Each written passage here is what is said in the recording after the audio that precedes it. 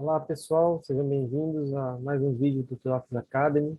Eu sou o Thiago Borowski, sou coordenador de eficiência energética e contas corporativas da Trox e vou conversar um pouco aqui com vocês sobre eficiência energética, indústria 4.0 e a aplicação desses conceitos aqui no mercado de ar-condicionado. A Trox está disponibilizando um novo formato do Trox Academy, uma nova plataforma, uma nova cara, né? E aí, para isso, a gente está trazendo também um novo conteúdo, né? Para marcar esse relançamento da nossa plataforma de conteúdos técnicos, que já é tão conhecida aí do pessoal do segmento, né? Reconhecida também pela sua qualidade. Então, espero que vocês gostem, aproveitem esse treinamento, para que não fique muito longo, né? E até mesmo possa se encaixar na nossa rotina aí, né? A gente está dividindo ele em três módulos, três pequenos módulos. O pequeno módulo aí sobre indústria 4.0, que é esse primeiro. Um segundo módulo, entrando mais um pouco no conceito de eficiência energética, passando para vocês algumas ideias, alguns entendimentos sobre o tema de eficiência energética. E o terceiro módulo, que junta as tecnologias da indústria 4.0 e a eficiência energética para aplicações práticas no nosso segmento de ar-condicionado, que é esse termo que a Trox vem trazendo, ar-condicionado 4.0. Isso até mesmo para marcar, né, a tradição da Trox de vanguarda no lançamento de novos conceitos, novas tecnologias no mercado. A gente vem trazendo esse tema para marcar um posicionamento mesmo, né, de aplicação de novas tecnologias e da preocupação da Trox com a eficiência energética nas instalações e nos produtos. Então, como eu disse, esse primeiro módulo ele vai ser mais voltado aqui para a indústria 4.0 e eficiência energética, tá? Um pouco teórico aqui, passando alguns conceitos, dando alguns exemplos, mostrando algumas aplicações, mas de uma forma mais abrangente, tá? E aí no segundo e no terceiro módulo a gente aprofunda mais aqui no nosso segmento, tá bom? Então, primeiramente, né, para marcar uma divisão aqui, marcar uma posição, né? Por que a Trox está olhando para essas tecnologias e trazendo esse tema aqui para o Trox Academy, né? Primeiramente pela questão da inovação, né? Quando a gente analisa o termo inovação, ele define a busca por uma solução para um problema que esteja colocado, né? E a gente tem um problema hoje muito sério, que é o consumo excessivo de energia, a busca por uma melhor performance dos sistemas. Então, se a gente quer tratar de eficiência energética, se a gente quer trazer uma solução para isso, diretamente a gente está falando aí de inovação, né? E essa inovação, essa solução que a gente precisa encontrar, passa pela integração dos sistemas, né? Passa por uma comunicação entre diversos sistemas que estão ali presentes em uma instalação, em um edifício comercial, em uma indústria, né? Então, essa integração de sistemas, essa otimização de comunicação entre as plataformas, entre os sistemas de gerenciamento é fundamental para se alcançar uma melhor eficiência dos sistemas, dos equipamentos, né? A busca por energias renováveis também entra diretamente nesse debate, uma vez que esse é um tema que tem sido muito difundido, tem sido muito discutido em diversos segmentos. Então a gente entende que também ele precisa estar presente aqui nessa conversa sobre eficiência energética. Ainda é um tema um pouco está no início aqui no Brasil, né? A gente tem alguns pesquisadores em algumas faculdades que estão começando a entrar nesse tema, falar um pouco aí de geotermia aplicada ao ar-condicionado, né? Mas ainda não está em uma escala comercial. Mas ele está aqui porque a gente já está de olho, né? Assim que ele aparecer, começar a ter aplicações, a gente procura também trazer para a nossa linha de produtos e de soluções.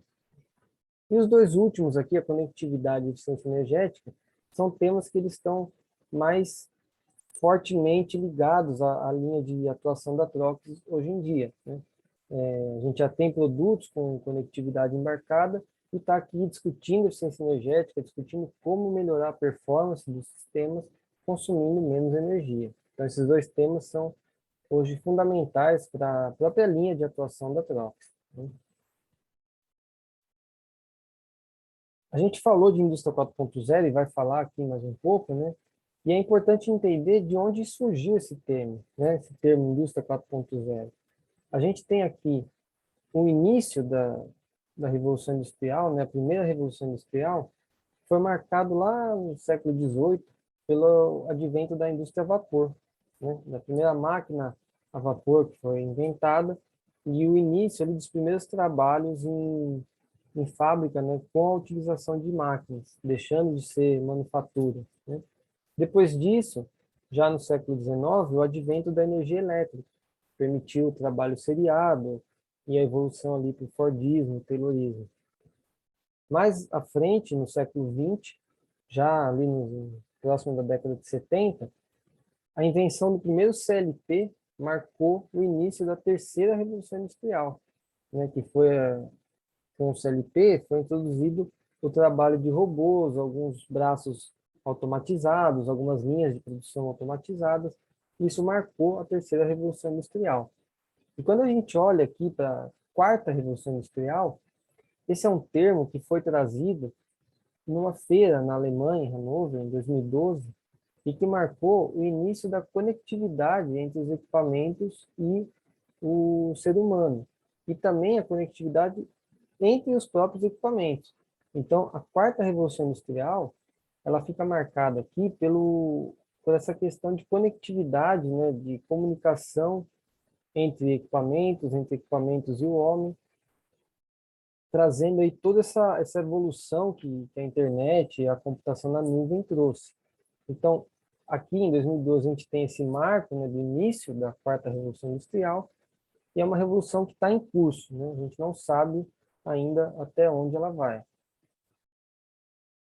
Então, com isso, né, com essa quarta revolução industrial, com esse termo indústria 4.0, foram trazidas algumas tecnologias que compõem esse conceito, né? A gente tem esse marco, que é o início da conectividade, mas, na verdade, a indústria 4.0 ela vai muito além disso. Então, a gente tem aqui alguns pilares da indústria 4.0, né? Algumas tecnologias inovadoras aqui que sustentam esse conceito de indústria 4.0. Então, a gente pode falar aqui de realidade aumentada, de robôs autônomos, internet das coisas, simulação computacional, cybersecurity, né, segurança no tráfego de dados na rede, integração de sistemas, como a gente já comentou, computação na nuvem, manufatura aditiva e Big Data, né, que seria esse processamento tão rápido dos dados, né, esse processamento praticamente instantâneo de todos os dados que a gente gera, né. E no nosso segmento de ar-condicionado, talvez hoje ainda a gente não encontre aplicação para todas essas tecnologias, né. Eu diria que, mais diretamente, a gente pode falar de algumas delas que estão hoje colocadas aí com certa aplicação no nosso segmento. Então, internet das coisas, né, que é a própria conectividade dos equipamentos e dos aparelhos, né, a simulação computacional, a gente já encontra há algum tempo, por exemplo, softwares de carga térmica, softwares de renderização de desenhos, software de simulação e compatibilização de projetos. Então, essa é uma tecnologia que já se encontra disponível há algum tempo. A segurança cibernética, né, ela é inerente a tudo isso que a gente está falando. Qualquer sistema hoje, qualquer plataforma que comunique os seus dados na rede, ela precisa ter uma segurança embarcada ali para garantir a integridade dos dados. A integração dos sistemas, hoje, ela já nasce com os projetos, né, ela já traz a integração ali das disciplinas no ar-condicionado, combate a incêndio, bombeamento de água dos prédios, iluminação. Então, isso já é um conceito que está bastante difundido, né? A própria computação na nuvem, né, cloud computing, que é a gente deixar de ter servidores físicos e passar a armazenar e a processar os dados em servidores virtuais, né? E o que eu comentei aqui no início desse slide, o Big Data, que é essa capacidade de processar todos esses dados que são gerados, né? Então, eu diria que essas tecnologias que estão indicadas aí são as que encontram hoje uma maior capacidade de aplicação no nosso segmento. Agora, essa conversa toda da indústria 4.0, ela não é à toa, né? Não é só para trazer um conceito aqui que é bonito, que é legal, né?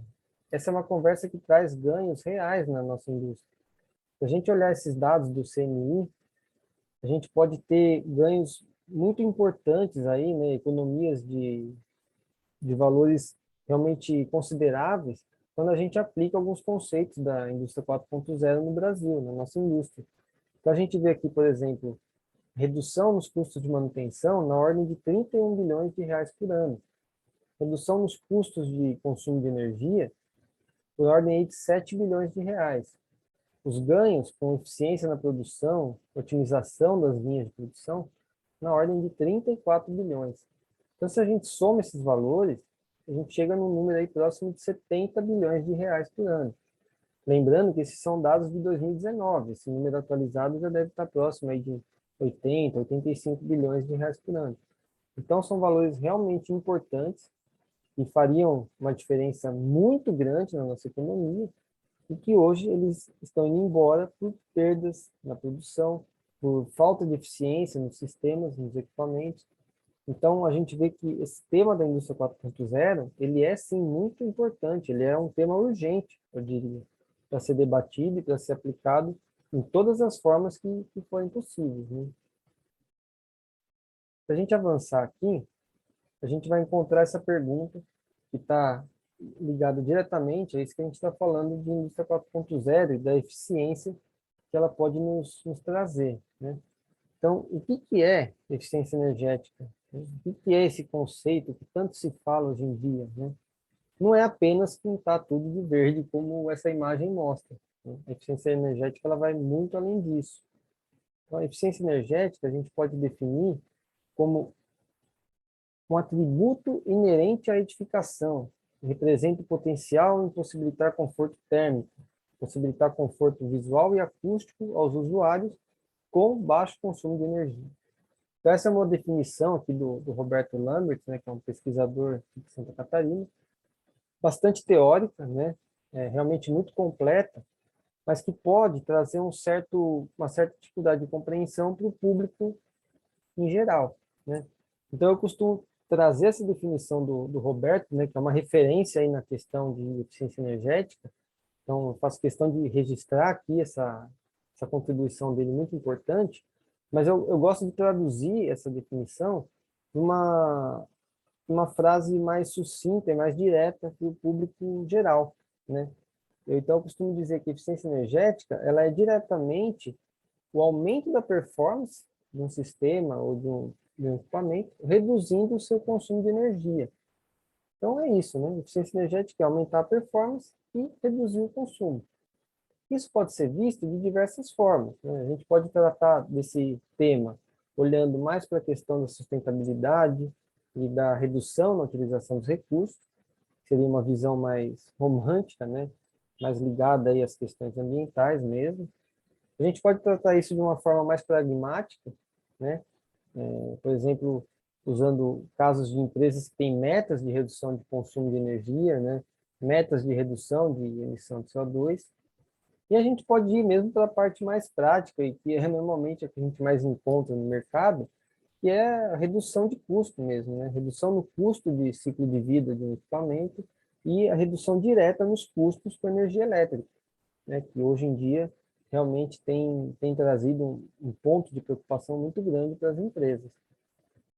Então, quando a gente olha para essa questão da eficiência energética, a gente tem que manter na nossa cabeça, a gente tem que manter vivo aqui na nossa cabeça, e por diferentes pontos de vista, mais ligados ao ambientalismo, ou mais ligados à questão operacional mesmo, o final é sempre o mesmo, né? A gente está buscando aumentar a performance de um sistema, de um equipamento, reduzindo o seu consumo de energia, tá? Eficiência energética não é desligar a luz ou desligar um equipamento, né? Eu costumo brincar, porque muitas vezes a gente fala assim, bom, eu vou apagar as luzes, eu vou desligar aqui algumas máquinas, e aí eu passei a ter uma conta de energia menor. Tá, tudo bem, mas você continua tendo produto, um equipamento ineficiente, você continua tendo um sistema ineficiente. Ele só está desligado, mas quando ele for ligado, ele vai consumir muito acima do que ele pode, do que ele poderia. né? Então, você diminuir o seu consumo de energia não é eficiência energética. Você só está diminuindo o seu consumo de energia. Você não, muito menos você está aumentando a sua performance, né? Você está, pelo contrário, diminuindo a sua performance, tá?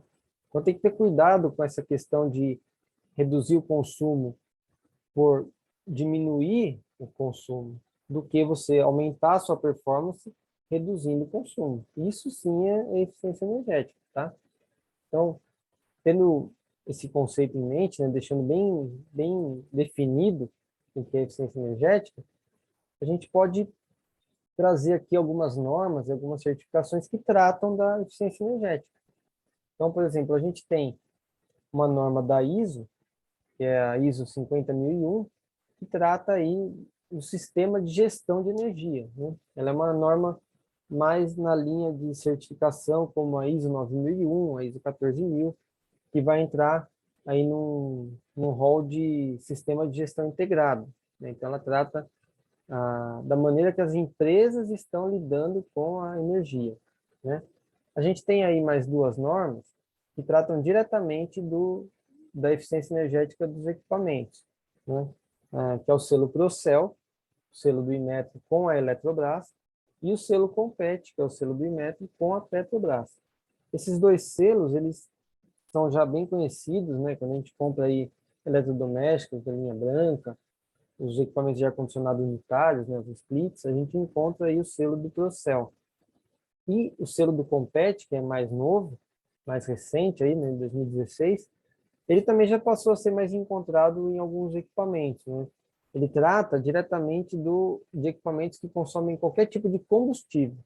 Então, por isso que ele está ligado à Petrobras e não à Eletrobras. Quando a gente compra ali o aquecedor de passagem, né, esses modelos mais novos, por exemplo, eles vêm aí com o selo do Compete, né? Vocês podem, quem tem esse tipo de equipamento em casa, uma versão mais nova, pode conferir lá que tem o selo ali do Compete, né? E linha branca, né, qualquer eletrodoméstico hoje vem com o selo do Procel. Olhando mais especificamente agora para projetos e para edificações, a gente também tem algumas normas importantes. A mais conhecida delas é o selo LEED, do Green Building, né, que é a mais difundida aqui no mercado brasileiro. Mas a gente tem outras também que já são bastante conhecidas e têm crescido bastante.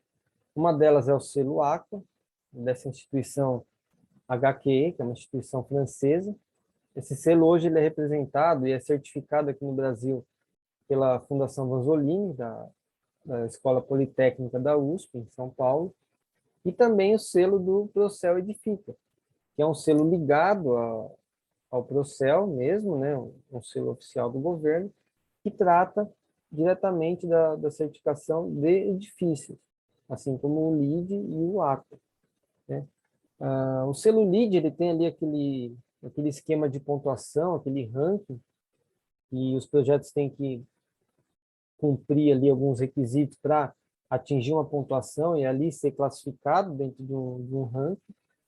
O selo Aqua, ele analisa algumas questões mais, como é que eu vou dizer, mais subjetivas do projeto, né, ligadas às vezes a questões de iluminação natural, ventilação natural, mais ligada à redução de consumo mesmo, né, redução de utilização de recursos naturais, por bem dizer.